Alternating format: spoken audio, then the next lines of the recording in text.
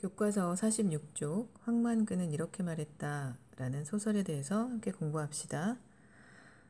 제목이 황만근은 이렇게 말했다 라고 하니까 황만근이 굉장한 위대한 인물 같죠. 정말 그런지 아닌지 이번에 함께 읽으면서 함께 감상해 보도록 합시다. 그리고 황만근이 어떤 사람인지 여러분 알게 되면 굉장히 이 소설이 재밌게 느껴질 것입니다. 작가는 성석재라는 사람이고요. 이 사람은 해학과 풍자로 이렇게 되어 있습니다.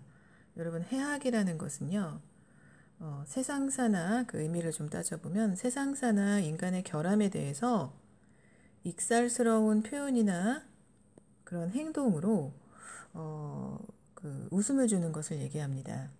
이 해학에는 나쁜 의도가 없지만 풍자로 가면 살짝 얘기가 달라집니다.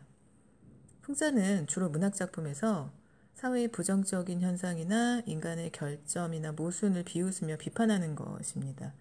주로 권위가 있는 대상, 뭐 높은 벼슬아치라든지 뭐 돈이 많은 사람이라든지 하는 사람들을 대상으로 이런 풍자를 해서 그들을 깎아내리곤 하지요. 사회를 바로잡으려는 의도이기 때문에 풍자는 문학에서 굉장히 중요한 장치 중의 하나입니다. 자, 해학과 풍자로 현대사회의 다양한 인간성을 그려냈다고 그랬어요. 다양한 인간성. 즉 정말 다양한 인간상을 소설에서 제시하는데요. 그의 소설에서는 우리가 평상시에 잘 보지 못하는, 접하지 못하는, 또 접했다 하더라도 그다지 중요하게 여기지 않는 인물들을 주인공으로 내세웁니다. 뭐 건달, 술꾼, 사기꾼, 내기 도박꾼, 또 중독자, 바보 이런 사람들의 이야기를 끄집어내서 샅샅이 그려내는데 그때 말투가 마치 대수롭지 않다는 듯 대상을 농담으로 녹여내어서 독자들에게 전달해 주는데요.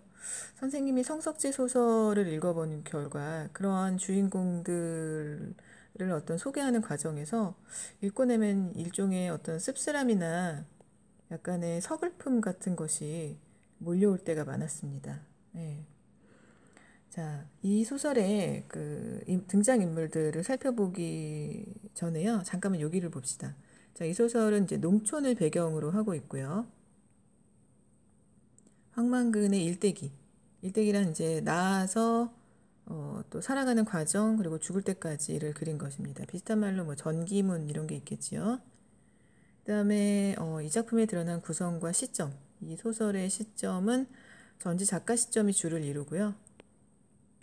부분적으로 이 작품에 등장하는 이 민 씨의 관점에서 약간의 다른 시점이 추가가 됩니다. 그리고 이 소설의 형식적 특징이라고 했지요. 이 소설은 굉장히 독특하게도 우리 고전 문학의 양식인 전의 양식을 따르고 있습니다. 전의 형식, 전의 양식. 그러니까 뭐 심청전, 춘향전 할 때 그 전인데요. 예전에는 이야기에서 주인공의 이름을 따서 제목을 만들었죠. 춘향의 이야기, 심청의 이야기 또는 춘향의 일대기, 심청의 일대기 이렇게 말하는 겁니다.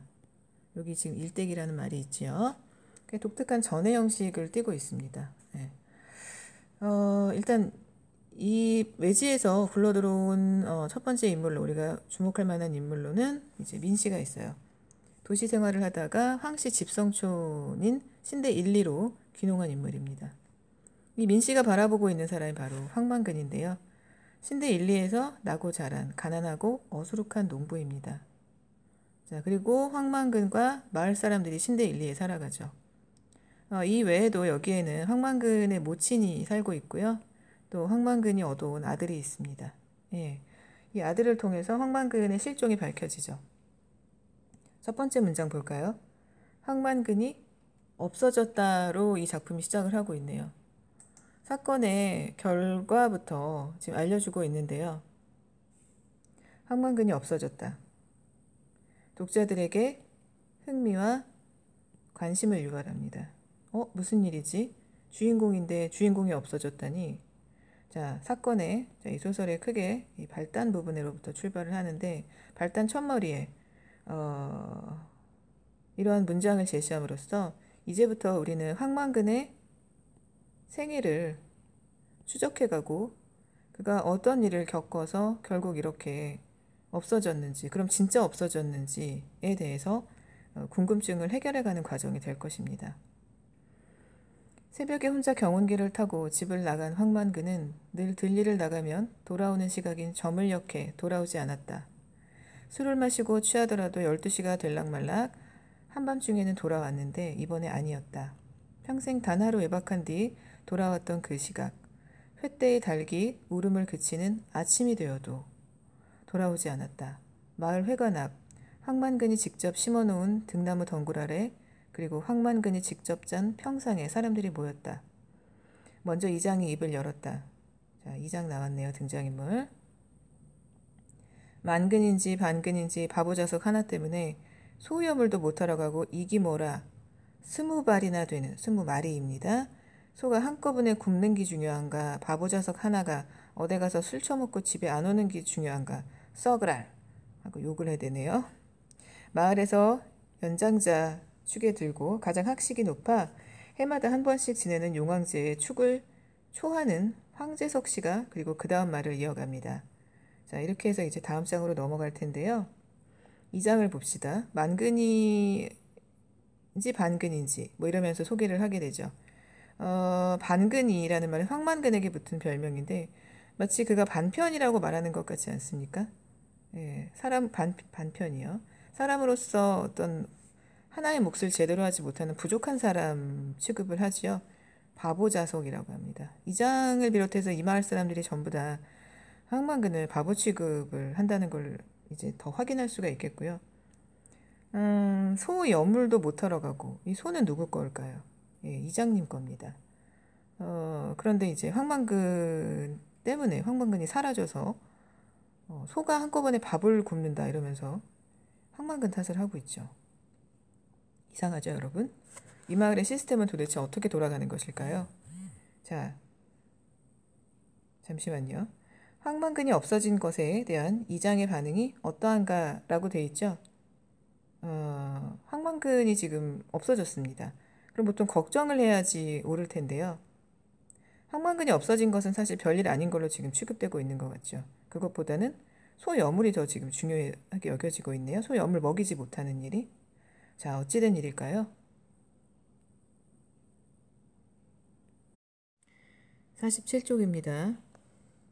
좀 전에 이제 이장이 썩으랄 하고 끝난 후에 황재석이 이제 대화를 이어갑니다. 그래도 진래 있던 사람이 없어지마 필시 연유가 있는기라. 사람이 바늘이라 모래라 바늘이나 모래처럼 없어지지 않는다는 거죠. 기양 없어지는 게 어디 있어.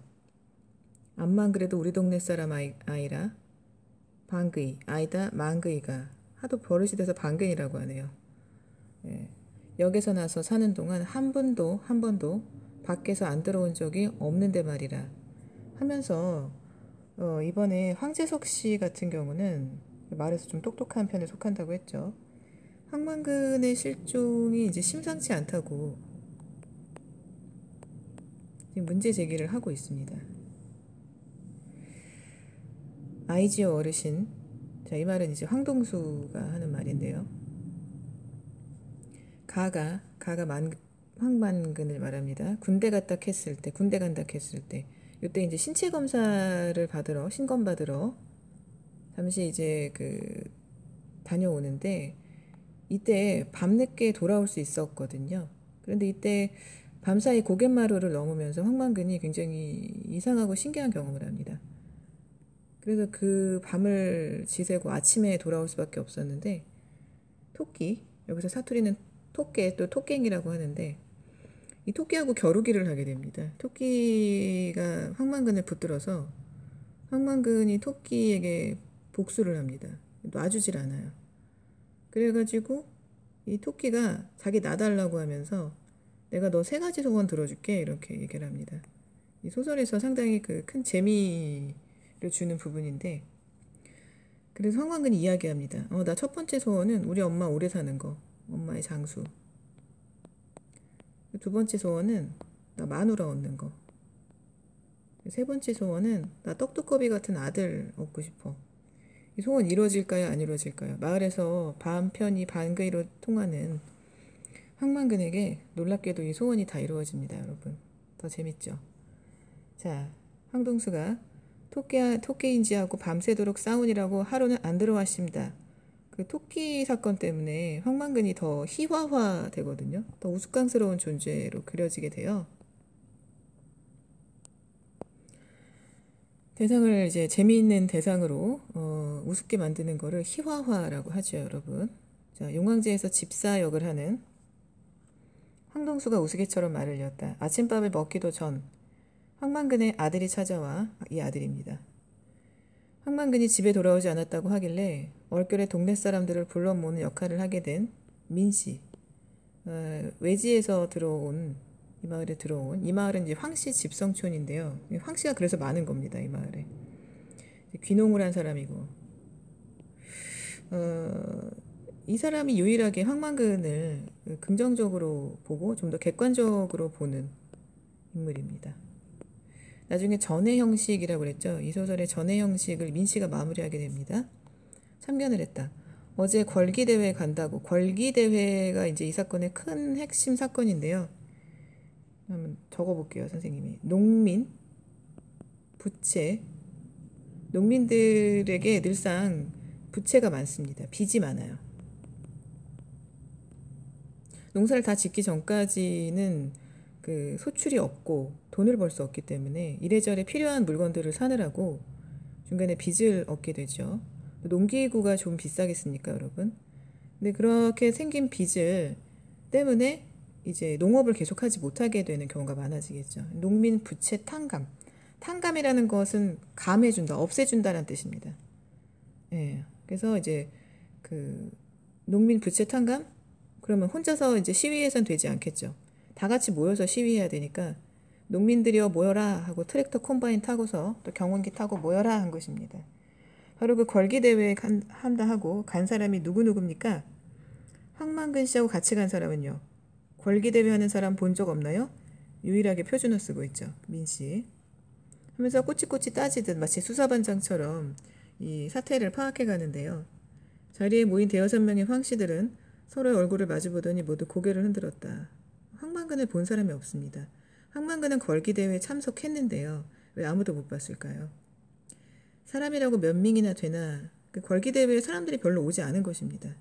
군 전체 사람이 모두 모였다는 기 100명이 될라 말라. 신대 1, 2에서도 몇 명 안 갔거든요. 한데 방그이는 돼지고기 반근만 해서 별명이 유래군요. 돼지고기 반근만도 못한 사람인가 봅니다. 암 보이더라 칸께 선생님한테도 요 지금 사투리는 입에 잘 붙질 않아요. 암 보이더라 칸께. 네. 이 장은 계속 빈정거리듯 말을 이어갔다. 이 장이 뭔가 상당히 그 방어적이고 지금 민씨의 말에 대해서 성실하게 대답을 하지 않죠. 이 되게 이상한 태도인데 뭔가 숨길 만한 게 있는 게 아닌가? 이 사람 캥기는 게 있는 게 아닌지 의심이 가지 않습니까? 민씨는 이 장이 걸기대회 전날 이상한 일이 있었군요. 황만근을 따로 불러 무슨 말을 건네던 것을 기억해냈다. 민씨도 우연히 이거를 지나가다가 보고 듣게 되거든요. 사실 민씨는 그리고 그 걸기대회 나가기 전날 황만근과 둘이 술도 마신 사이입니다. 무슨 일이 또 있었을까요? 그젯밤에 내일 걸기대회 한다고 사람들 모였을 때 이장님이 황만근 씨에게 뭐라 하셨죠? 모임 끝난 뒤에. 자, 여기 지금 나오네요. 이장의 걸기대회 전날 황만근을 불러 따로 건넨 말이 무엇일까요?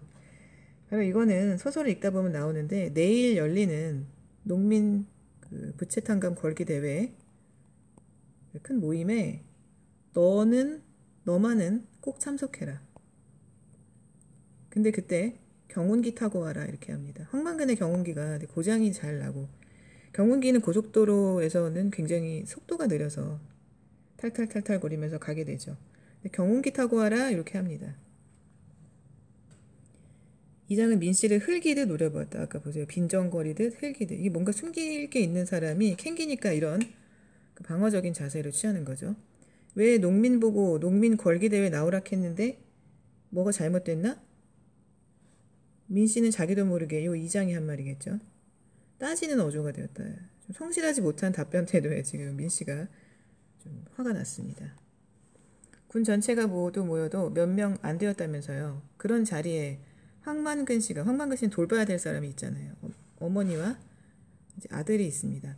꼭 가야 합니까? 아니 황만근 씨만 가야 할 이유라도 있습니까? 따로 황만근 씨한테 부탁을 할 정도로 황만근 씨가 그렇게 중요한 인물이냐 묻는 거죠. 꼭 갔어야 되느냐?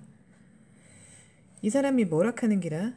이장이 동네 주민한테 농민 부채탄감 촉구 전국 농민 총걸기 대회가 있다. 뭐 이러면서 이제 이야기를 이어가는데요. 여러분 보세요. 지금 무슨 사건이 벌어졌습니까? 아직은 이제 발단 부분인데요. 황만근이 실종을 했는데 황만근은 반드시 집으로 돌아왔기 때문에 뭔가 지금 심상치 않습니다. 그래서 그 민 씨가 지금 무슨 일이 일어난 건지 마을에서 사실 이렇게 중요한 역할을 하는 사람은 아니지만 객관적으로 봤을 때 객관적이라고 그랬잖아요. 외지에서 들어왔기 때문에 갸우뚱하고 이상한 일이라서 지금 묻고 있는데 어쩌다 보니까 이장과 민 씨의 대화가 돼버리고 만 것입니다. 나머지 황 씨들은 지켜보고 있는 거겠죠. 자, 무슨 일일까요? 다음 장 넘어가 봅시다. 여러분 교과서 47쪽입니다. 자, 앞서 이어서 대화를 이어가겠습니다. 이 사람이 뭐라 하는기라 47쪽에서 이제 48쪽으로 넘어갈 건데요. 이 사람이 뭐라 하는기라 이장이 동민한테 농민 부채탄감 촉구 전국 농민 총궐기 대회 이름도 길지요. 있다. 꼭 참석해서 우리의 입장을 밝히자 하는데 뭐가 잘못됐단 말이라 하고 반문하고 있죠. 민 씨가 대답합니다. 잘못이라는 게 아니고요. 다른 사람들은 다 돌아왔는데 왜 황만근 씨만 못 오고 있나 하는 겁니다. 내가 아나 읍에 가보이 장날이더라고. 보나마나 어디서 술 처먹고 주질러 앉았을 기라. 황만근에 대한 일종의 오해랄까요? 황만근이 사실 술을 굉장히 좋아하긴 합니다. 마을에 무슨 뭐 결혼식이니 모여서 술 마시는 크고 작은 그 모임이 있을 때마다 황만근은 어디서 잘도 알고 나타나서는 말술을 마십니다. 술을 굉장히 좋아해서 저녁밥은 거의 술로 때우다시피 하죠. 그렇다고 자기 할 일을 못하느냐? 그건 아닙니다. 예, 보면 알겠지만 마을에서 또는 가정에서 자기 모친이나 아들에게 밥을 차려준다든지 하는 기본적인 일들은 모두 다 하고 그리고 이제 술을 즐기는 거죠. 술 처먹고 이제 주질러 앉았다고 이렇게 이야기를 하고 있고요. 백리길을 기운기를 끌고 갔으니 경운기요. 시간도 많이 걸릴 끼고 여러분 이거 이상하지 않습니까? 황만근이 경운기를 타고 갔어요. 자, 분명히 고속도로를 탔을 텐데요. 아까도 얘기했지만 이 경운기 고장이 잘 나는 경운기입니다. 굉장히 불안하지 않나요? 여기 이런 말 있죠. 글쎄 그 자리에 황만근 씨만 경운기를 하나가 더 밝혀졌네요. 다른 사람들은 트럭 타고 갔습니다. 다른 사람들은 쌩쌩 달려서 갔는데 황만근 씨만 탈탈탈 늦게 달리는 아주 느리게 달리죠. 경운기를 끌고 갔어야 했느냐 말입니다. 그것도 고장난 경운기를. 만약에 황만근에게 어떤 불행이 닥쳤다면 바로 이것 때문이겠죠. 네. 지금 늦게 오고 있다거나 아니면 또 그의 신상에 무슨 일이 벌어진 거네요. 여기 옆에 있지요. 황만근이 고장난 경운기를 타고 걸기대회에 참석한 것은 무엇을 암시할까? 아무래도 그에게 뭔가 불행이 닥쳤음을 이 소설에서 암시하는 게 아닌가 싶습니다.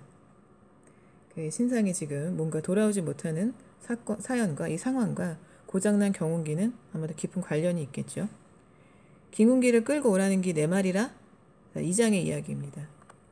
2장.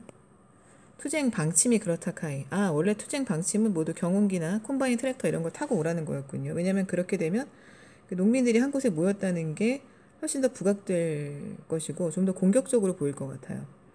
기운기도 그렇지. 고장은 무신 고장. 망그이가 그걸 하루 이틀 몰았나? 남들이 못 mon다 뿌이지. 망그이, 황만근은 아무래도 이 마을의 기술자인가 봅니다.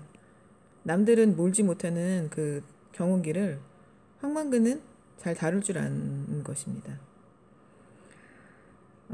그럼 이장님은 왜 경운기를 안 타고 트럭을 타고 가셨나요? 이장님은 트럭 타고 갔군요. 이장님부터 솔선수범해야지 다른 동민들이 따라할 텐데 지금 거꾸로 되었지 않습니까? 우리 불쌍한 황만근만 지금 경운기 타고 간 것이 밝혀졌네요. 자, 2장의 이야기죠. 내사 면사무소입니다. 인원 점검하고 다른 이장들하고 의논도 해야 되고 얼마나 바쁜 사람인데 기문기를 타고 언제 가고 말고 자빠졌나. 다른 동네 이장들도 면소 앞에 모이가지고 트럭 타고 갔는 거를. 진짜로 기문기를 끌고 갔으면 군 대회에는 늦어도 한참 늦었지. 하나 더 밝혀지나요? 경운기를 타고 간 황만근은 혼자 한참 늦었을 겁니다. 군청에 갔는데 비가 와가이고 비도 왔군요. 황만근은 옷이 젖었겠네요. 온 사람도 몇 없더만 소리만 밑분 지르고 소리만 몇 번 지르고 왔지. 별 볼 일 없이 그냥 끝나버렸군요. 이 농민 걸기 대회가 뭐 큰 주목도 받지 못한 채 그 계획과는 달리 그냥 끝나고 말았습니다. 군청까지 기운기를 타고 갈 수나 있던가? 국도의 차들이 미치광이처럼 쌩쌩 달리는데 큰일이 났겠군요. 받치마 우회라고 차에 받치는 거죠. 그럼 죽는 거 아닐까요? 굉장히 위험한 상황이네요. 다른 동네에서는 자가용으로 간 사람도 셌어. 많다 이거죠. 트럭 타고 갔으니까 그럼 좀 낫다는 건가요? 이런 식으로 이제 이장이 긴 변명을 늘어놓습니다. 근데 이 변명 속에는 오히려 황만근이 위험에 닥쳤을 거라는 그날 상황이 비까지 와서 더더욱 안 좋았을 거라는 그런 생각을 하게 되네요. 그런 추측이 가능해지는군요. 그러니까 국도를 갈 때는 여러 사람이 한꺼번에 경운기를 여러 대 끌고 가자는 원래 이게 그 걸기대회 방침이었습니다. 다 같이 폼나는 시위를 하자는 거였죠. 허허 나 참 아침부터 바쁜 사람 불러내 놓더이 사람 말을 듣도 못하고 알아듣도 못하는 건 누굽니까? 민씨를 얘기하는 거죠. 민씨 당신은 내 얘기 알아듣지도 못하고 엉뚱한 소리만 했어? 누구 맹구로 반동가리가 났나? 하면서 조롱합니다. 누구입니까? 황만근이죠. 너도 황만근처럼 너도 반편이냐? 하면서 사람을 이제 더 부활을 돋우는 거죠. 기어이 민씨는 소리를 지르고 말았습니다. 진짜 화가 나겠네요. 성실하게 답도 안 해. 또 답을 하면 할수록 내용이 심상치 않아. 그리고 자기를 조롱했으니 화가 날 수밖에 없죠. 반편은 누가 반편입니까? 이장인이 지도자니 하는 사람들이 모여서 방침을 정했으면 그대로 해야지. 양복 입고 자가용 타고 간 사람은 돌아오고 방침대로 경운기 타고 간 사람은 오지도 않고 이게 무슨 경우냐고요? 하면서 버럭 소리를 질렀습니다. 자, 성실하게 답하지 않아서 지금 민씨는 화가 난 거죠. 예.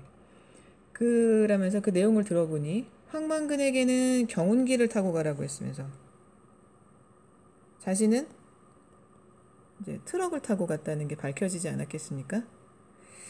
이런 어떤 그 처사에 민씨가 화가 날 수밖에 없었습니다. 여러분도 지금 슬슬 화가 나지 않습니까, 여러분?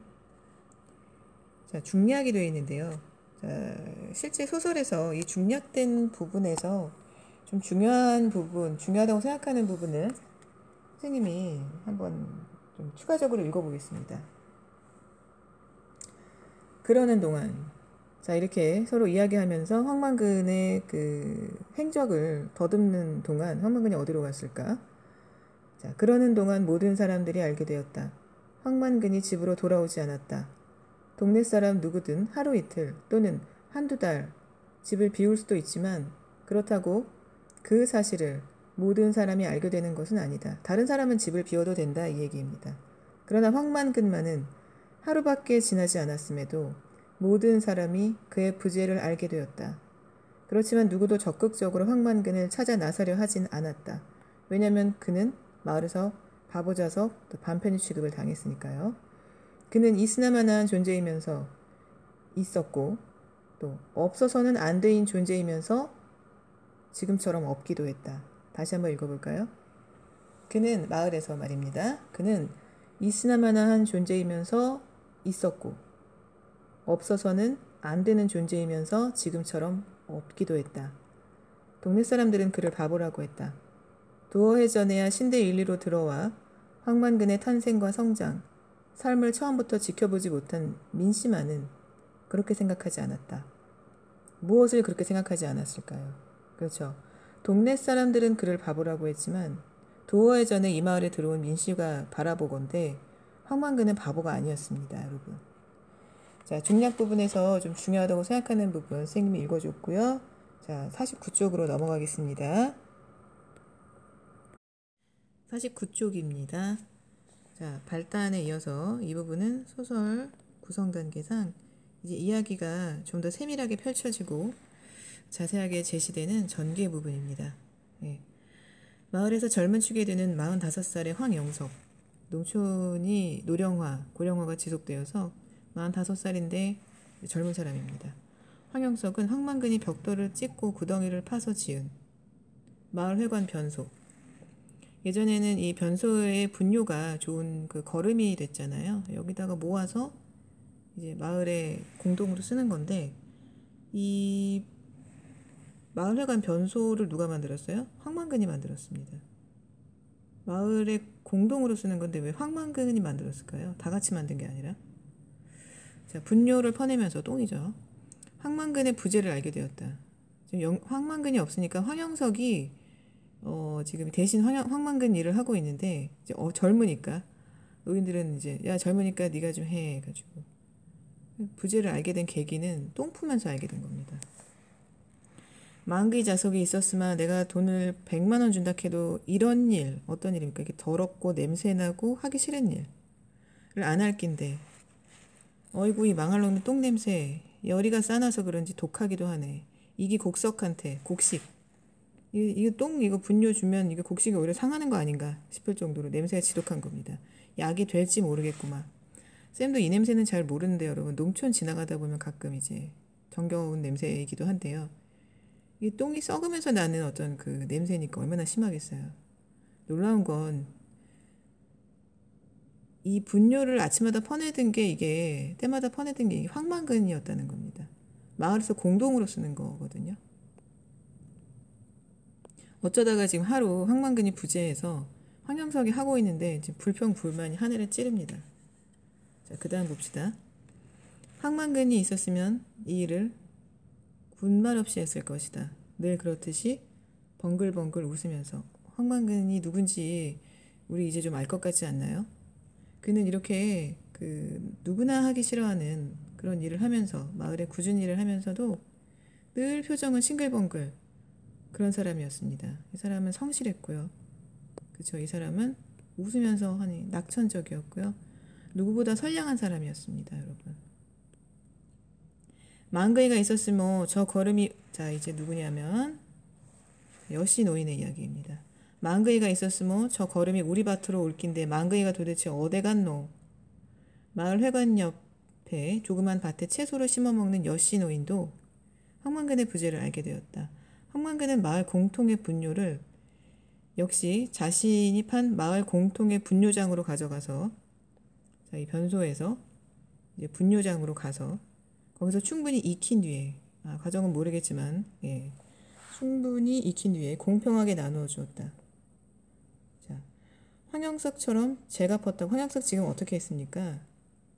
이거 개인주의라고 해야 될까요? 이기주의라고 해야 될까요? 제가 펐다가 바로 제 밭에 가져가 뿌리지는 않았다. 1순위를 자기 밭에 가 뿌린 거죠. 황만근은 어떻게 했습니까?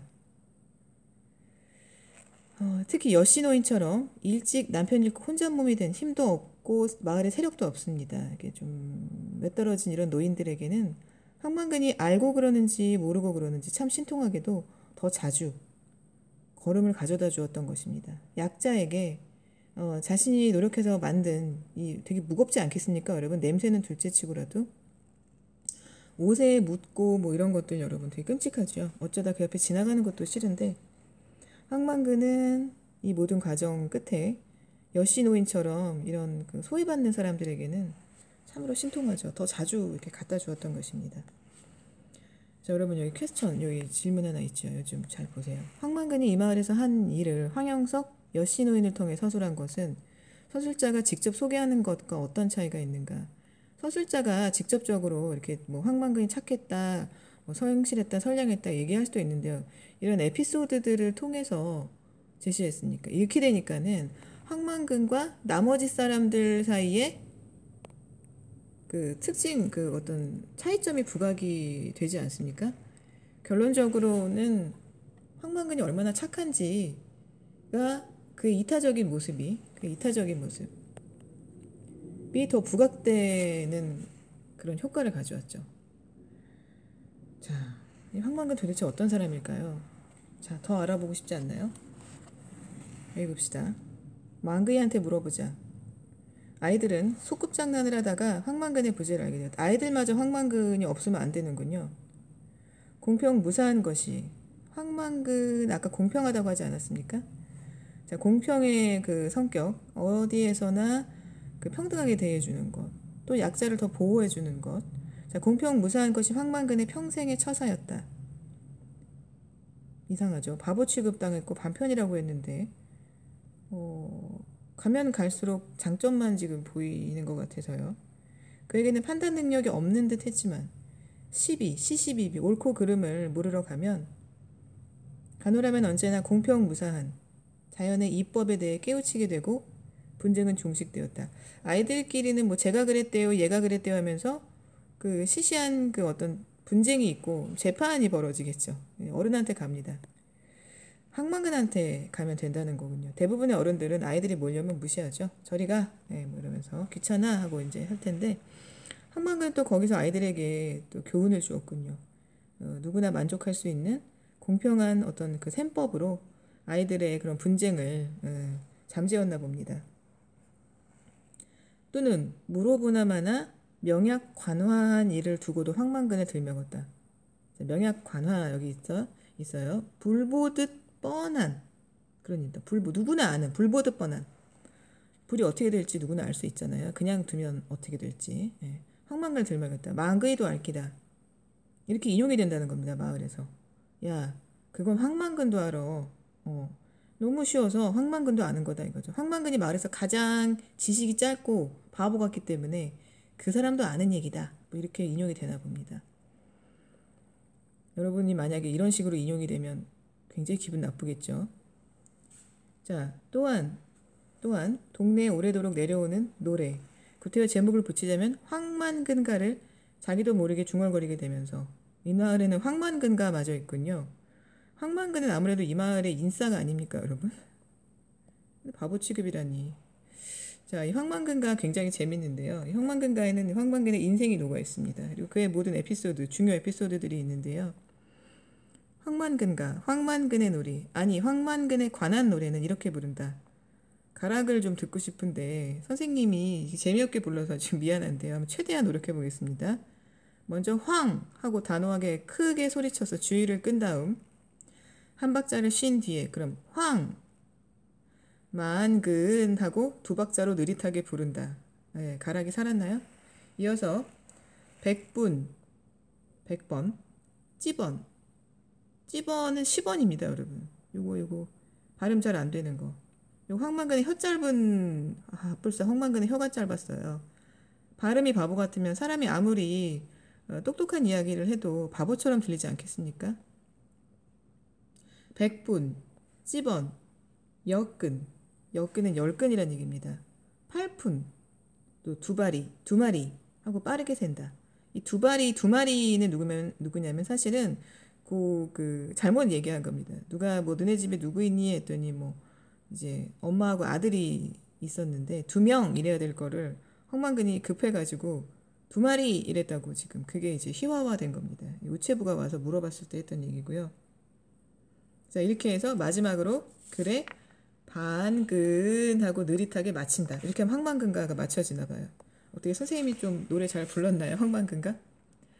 자, 여기 옆에 쪽나기 봅시다. 황만근이 평생의 삶에서 중요하게 생각하는 것은 무엇인가? 여러 번 나왔죠. 공평무사한 것입니다. 아이들에게 공평무사함을 가르쳤네요. 공평무사하게 일을 처리하는 그것 중에 하나가 바로 여신노인에게 이런 약자에게는 이 분뇨를 당시에는 이 분뇨가 그 한 해의 농사의 풍년인가 흉년인가를 가름짓기 때문에 굉장히 중요한 재료였을 겁니다. 아직 비료가 일반화되기 전이기 때문에 모두 여기만 바라보고 있었겠죠. 근데 여신노인에게 더 자주 갖다 줬던 것 정말 여러분 눈물나게 고맙지 않습니까? 우리가 대신 자, 우리 마을의 인싸인 우리 황만근 자, 무슨 일이 또 있었는지 그에 대해서 더 알고 싶어지는군요. 자, 49쪽 여기서 마칩니다.